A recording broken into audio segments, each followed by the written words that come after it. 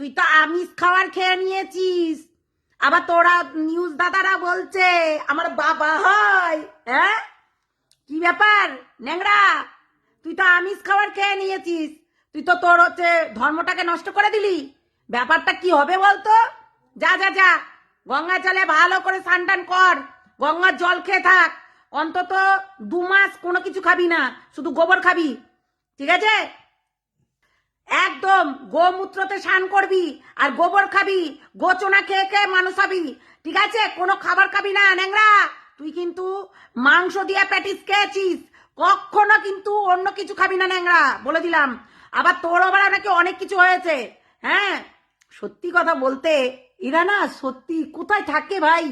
হ্যাঁ, এরা এত মিথ্যা কথা বলছে এই ন্যাংরা।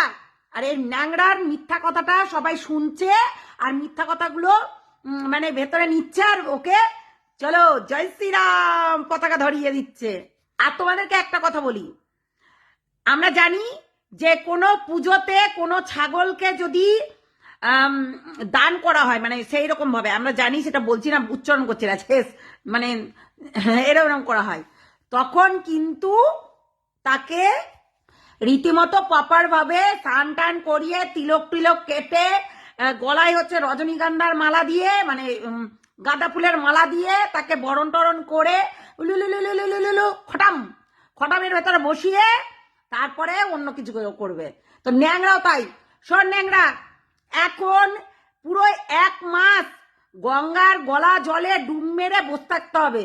1 মাস কেন? তুই তো ধর্ম নষ্ট করেছিস চিকেন খেয়ে। হ্যাঁ, তুই তো ধর্ম নষ্ট করেছিস, তাই তোকে গলা জলে 1 মাস ওই গঙ্গার জলে বসিয়ে রাখতে হবে।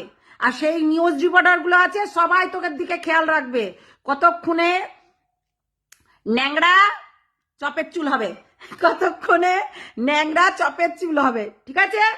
তো তাই বলছি যে একদম গঙ্গার জলে বসে থাকতে হবে, গোমূত্র খেতে হবে, গোমূত্রতে স্নান করতে হবে, অবশ্যই সেগুলো আমাদের হচ্ছে ওই দাদারা করবে, নিউজ দাদারা করবে, চিন্তা করিস না। তো ওই তুলসী পাতা খেতে হবে, তুলসীর রস খেতে হবে অন্তত 1 মাস টানা, কারণ আমাদের ধর্মটাকে তুই নষ্ট করেছিস, সনাতন ধর্ম নষ্ট করেছিস।